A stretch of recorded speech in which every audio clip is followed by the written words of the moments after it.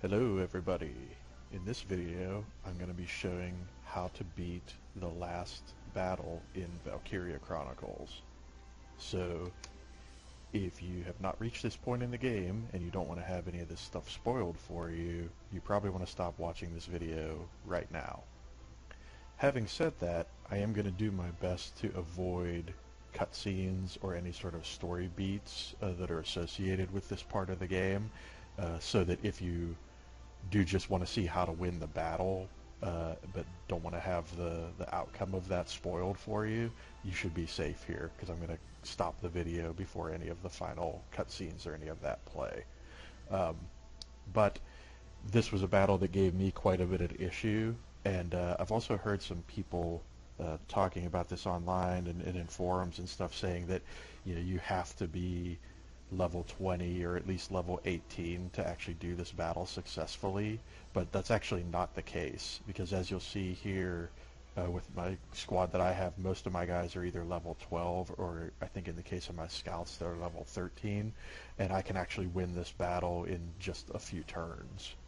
So I kind of wanted to show that strategy and how that works, just so that anybody who's struggling with this encounter can maybe have an easier time with it, because it can be pretty hair-pullingly frustrating until you kind of figure out the nuances of how this battle is set up. So, if you have reached this point in the game, you'll be familiar with this starting scenario, and in this particular save game, I got kind of lucky, and I don't know if this is necessarily always the case, where you start out with these first three towers. You see these three blue lines going to the boss, indicating that these are the towers that he's drawing power from. The good thing about this is these are all regular towers. None of them are armored, and if you've set up your units correctly, you can actually take out all of these towers pretty easily. And so I'll just try to explain my deployment here so you can kind of understand why I'm doing things the way I'm doing them. So basically, you have two shock troopers up front. You want your two best shock troopers with their best weapons available that you have to them at the time. And again, like I said, these are just level 12, shock troopers. I haven't gotten anywhere close to 20 with any of my classes. But the reason you put them up front is that they're ideal for taking out these first two towers. And then the next set of towers is actually armored, so you're going to need your two best lancers in the next tier so they can reach these towers to take them out. And there's a little trick to that, which I'll show you. A lot of people say that you have to start moving your lancers up right away, but that's actually not the case.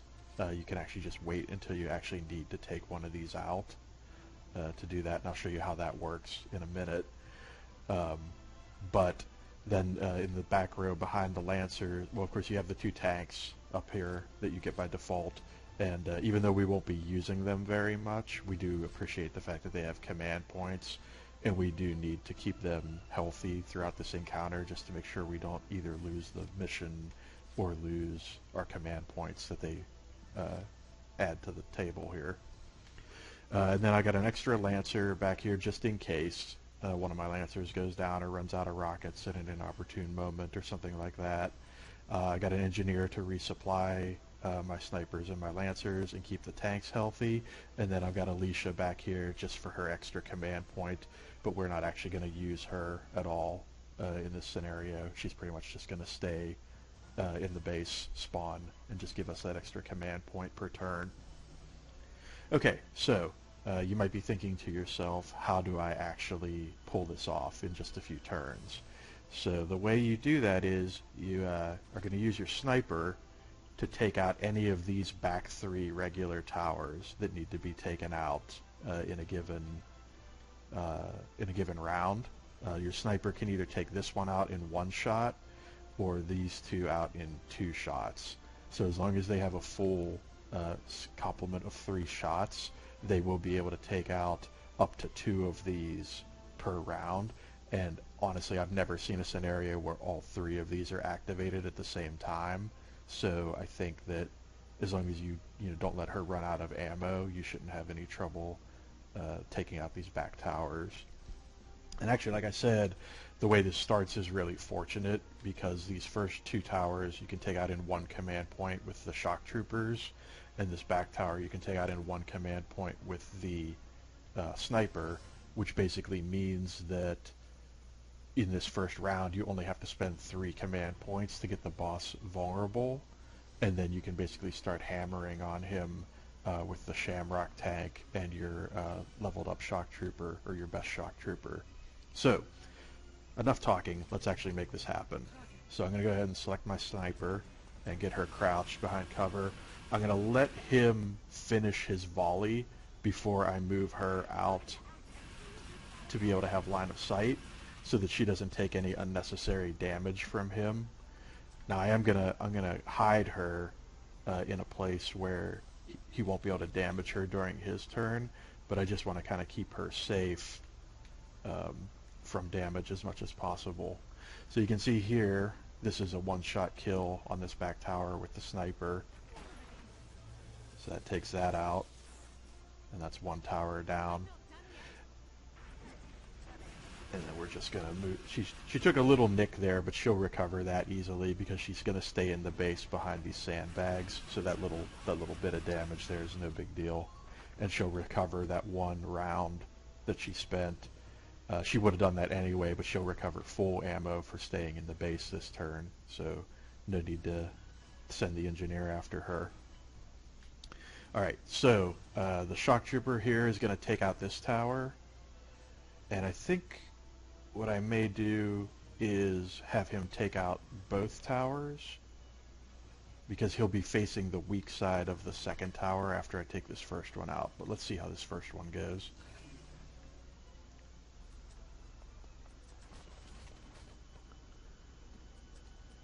Alright.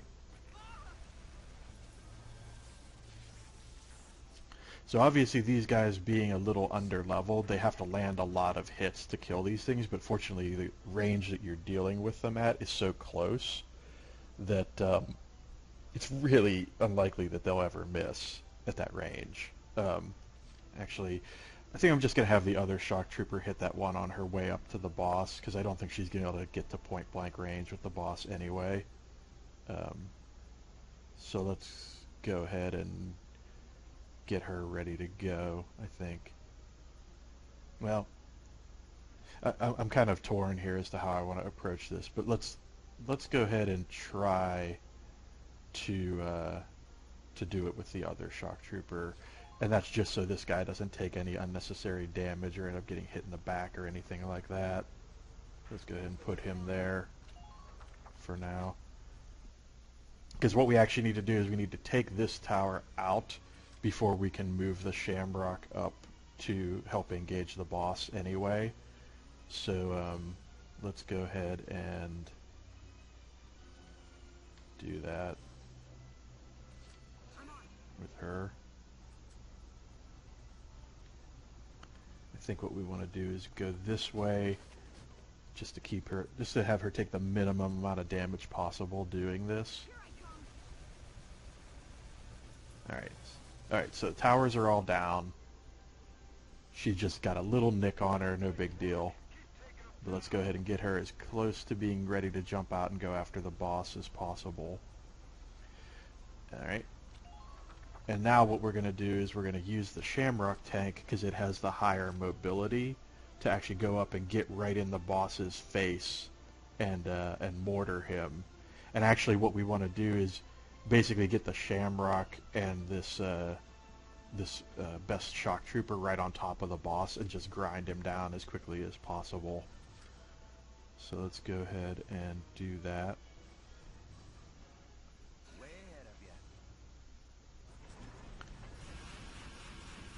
So normally when I do this, I just bring the Shamrock up into firing range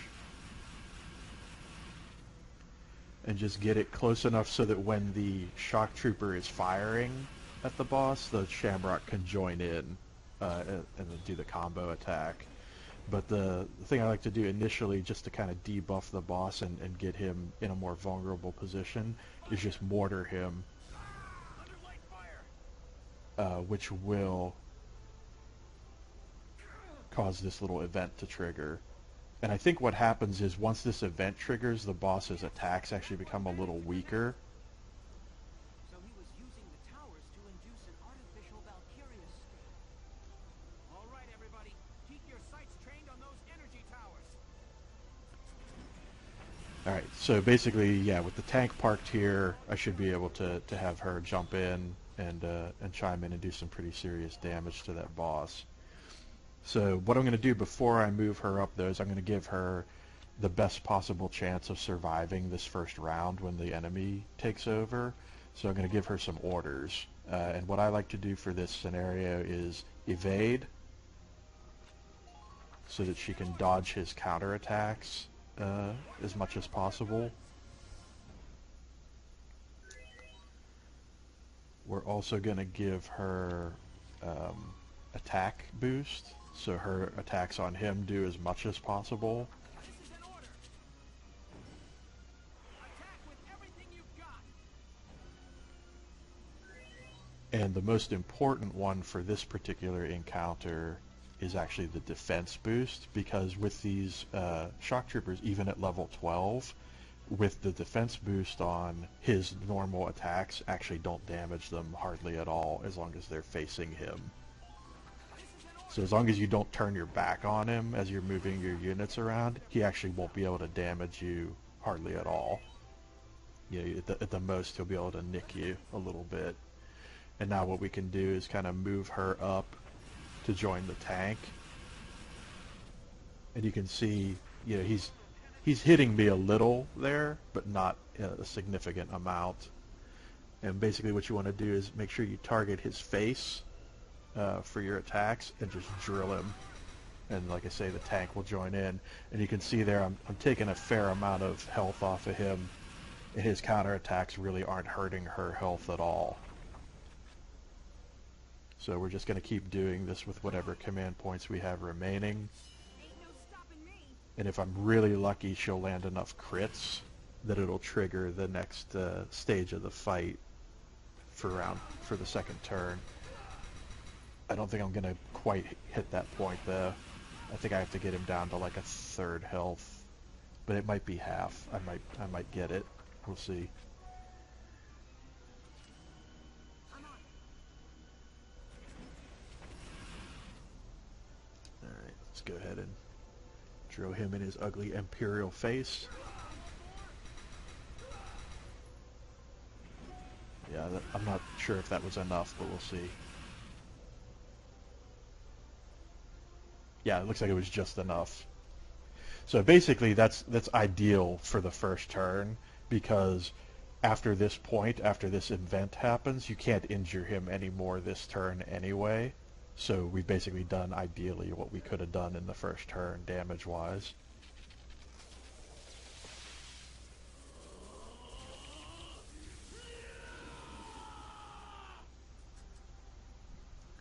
Alright, so we'll just go ahead and keep her by the tank for now. And we'll save that command point for next turn.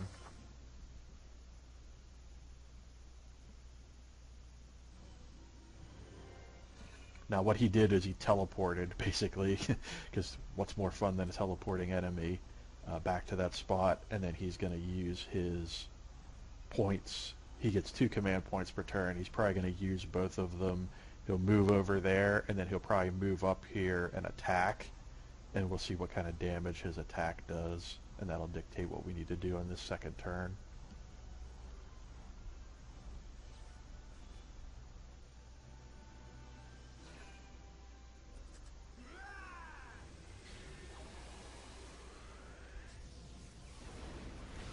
Under extensive fire.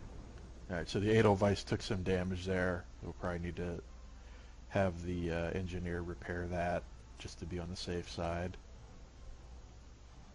And let's see where he ends up.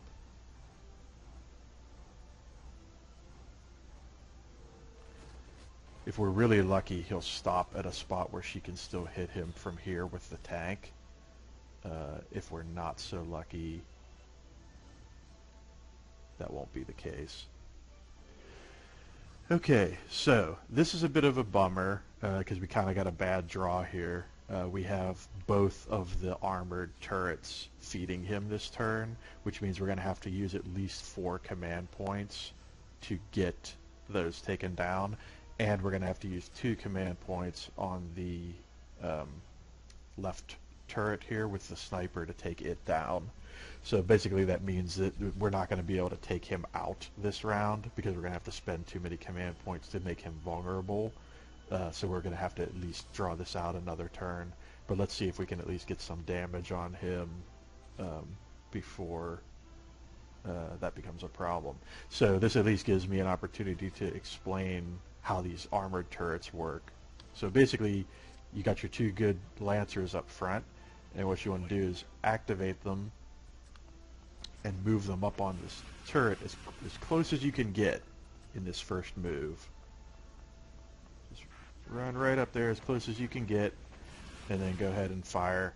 The boss's normal fire isn't really going to affect your lancers very much unless they have their backs to him, so you're kind of safe to just run up here and do this. And that takes out that one. But now what we want to do is get up behind it, because the weak spot on those is actually on the back side up on top of the platform. So even though it said there were 2 more shots required to kill that, if we get up on the platform behind it with our next move, we'll actually be able to finish it off in 1 more shot. The only other important thing I wanted to mention here is if this turret had been active, we would have wanted the shock trooper to take it out before we sent the lancer up here, because otherwise this turret would be shooting him in the back as he was running up towards this one, which could in fact kill your lancer if you're not careful. So the order that you do this in kind of changes depending on what turrets are active, but just focusing on this technique here, which is getting up here behind this thing and hitting the weak spot to take it out with just 2 rounds instead of 3. And now we'll just leave this lancer up here pretty much because he'll be able to weather whatever gets thrown at him pretty much, without too much issue. Like he's damaged a little bit, but he'll probably heal most or all of that damage during the enemy turn. And being up on the platform there should protect him from the brunt of whatever the boss ends up doing. So now we just need to duplicate that on this side. The only thing we have to be careful about is we're going to come very close to the boss, so we have to make sure that whenever we get to this point and we stall out, we're not putting our back to the boss and taking excessive damage. But let's go ahead and do that.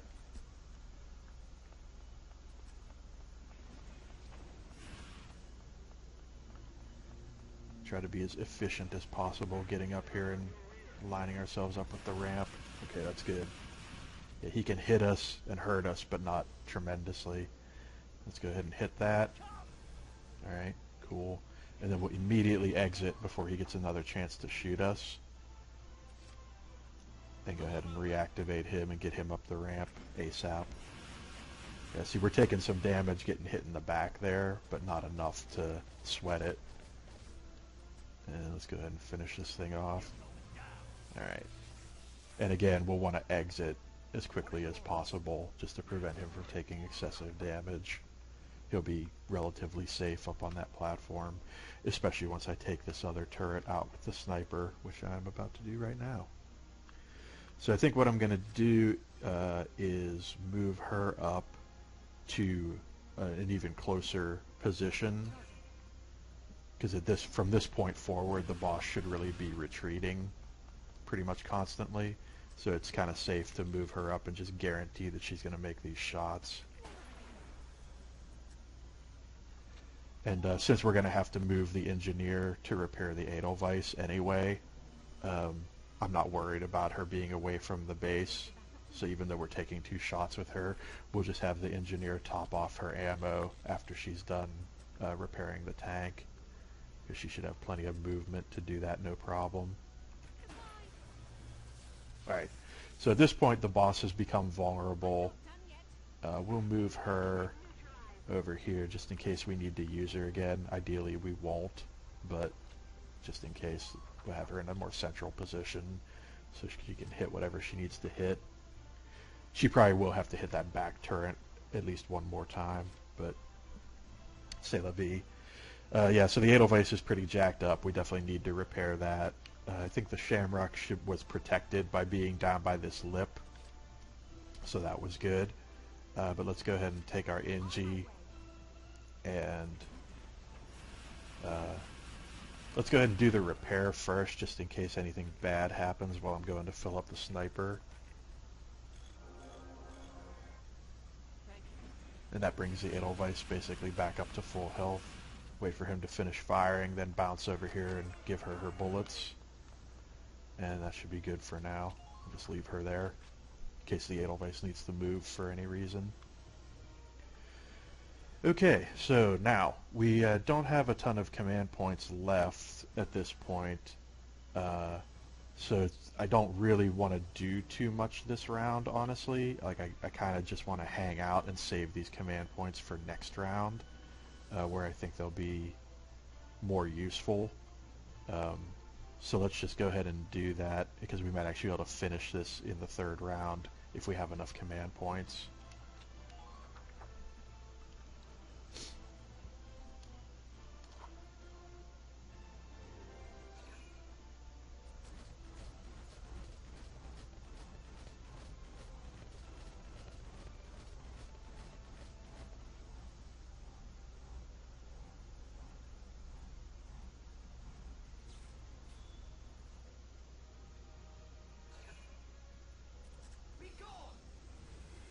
And let's see what kind of damage he does.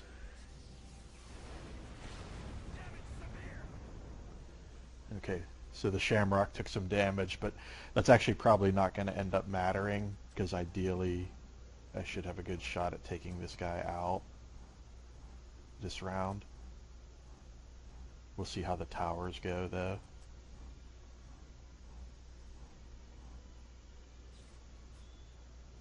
The other nice advantage about having the Lancers up on these towers is you can totally see what the boss is doing, like in great detail. Like you can see what his orientation ends up being and all of that, which is really cool. Alright, so let's see what towers we have active. So we've got this one, the armored one, we've got this one on the other side, and the back one. So we're going to need the sniper to make all three of her shots this round, so we will need the engineer did load her up, so we should have 3 bullets, so we should be in good shape. But let's go ahead and take those 2 out, and this guy on this tower should have 2 shots, so he should be able to take it out as well. I think we'll have the sniper go first, though, just to weaken him, so that when the Lancer goes to take his shots, he's already 2 towers down, the boss that is. So let's go ahead and activate our sniper and do some business. So as you can see, I've got like nice clear line of sight on both of these towers from here. So let's go ahead and take that one out. I'm not done yet. No, you are not. Alright, I'm actually going to step to the right just a little, get nice and clean line of sight. No reason to hide at this point because she can't really be hit by anything. And let's just go ahead and make sure we line these shots up perfectly and take these towers out.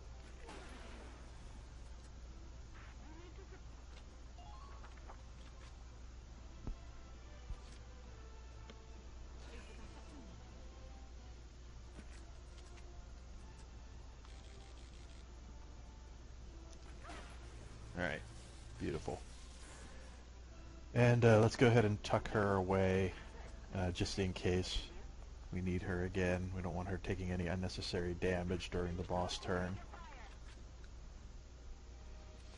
And now it's just down to getting Hector here to take out this tower. As you can see, he's recovered most of his health from that last turn, so we just need to basically activate him and instantly go into attack, so that nothing gets to shoot him, although the boss isn't facing him, so that's good. And then we'll go ahead and take that thing out. And yeah, we do have one more shot with him, which is good.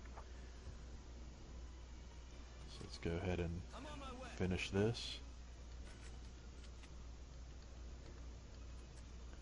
Alright. Beautiful. And what I'm going to do, just for the sake of being safe, is I'm just going to walk up to this thing and turn away from it so his back's to it, so that it, you know, there's no chance of him taking any extra damage from the boss or anything. Okay, so we got a lot of command points left, which is good. So I think what I can do is buff up my shock trooper and just have her make a run at the boss and just drill him. And I think if she can hit him with everything she's got, with all of these command points, that might be enough to take him out this round. So we'll see. But what I want to do first is give her all her orders. So again, evade. Basically, we want to minimize any damage that she might take from him, because we don't want her to run out of health before she gets done pummeling him. And if we don't finish him off this round, we want her to be healthy enough for the next round that she can finish what she started. Let's go ahead and buff her attack.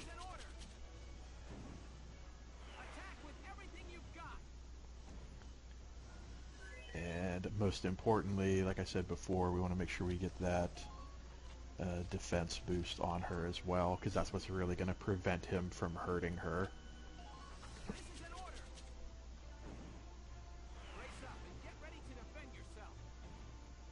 Alright, so now let's see, that gives us 1, 2, 3, 4, 5, 6, 7, 8, 9, 10 shots. That should be enough, I think, if we move her up now. Let's go ahead and see if we can pull this off.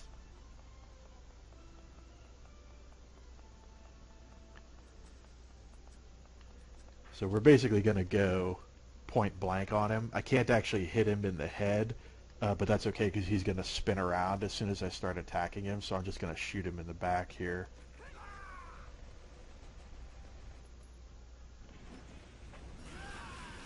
As you can see, even though he's hitting me point blank, because I'm all buffed up, he can't really damage me. So I can basically stand here toe-to-toe with him and just shoot him at point blank range in the head, which basically means he's going to go down pretty quickly. So again, even though I'm only a level 12 in this scenario, you know, in this playthrough of the game, I didn't play any extra skirmishes. I just, you know, took my guys through and did everything in order. So like I said, I'm only level 12 at this point on this shock trooper, but I'm still going to be able to do plenty of damage here with these buffs to take him out.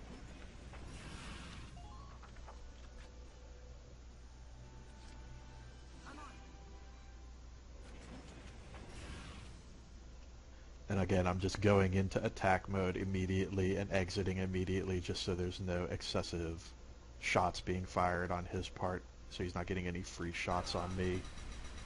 But you can see I'm really, with those buffs and everything, I'm really drilling him at this point blank range. And you can see with her evasion boost, you know, I'm basically not even taking any damage from him.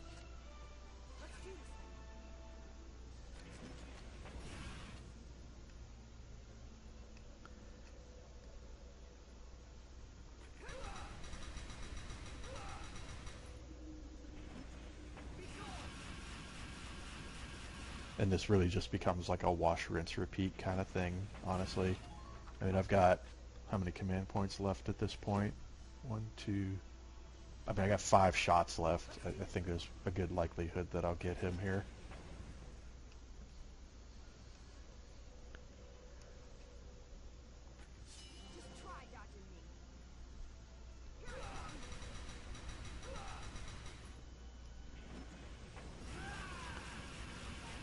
It's actually kind of funny how frequently she does that at this point blank range. But again, the orders are definitely helping here. Like she would probably do a few of those on her own, even without the order, but the order like really increases the frequency of that.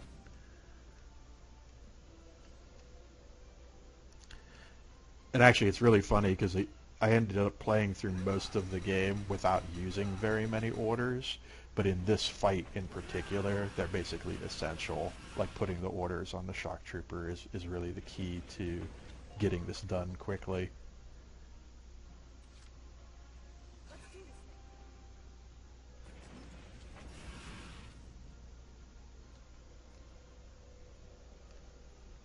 And again, just always make sure you aim right for the center of the head. You know, take a moment, use the D-pad to line up your shot and everything. There's really no rush because once you're into attack mode, you have all the time in the world to line the shot up. So there's no reason to, to hurry it. Just take your time and make sure you get it done. So this should be it right here. Just line this up and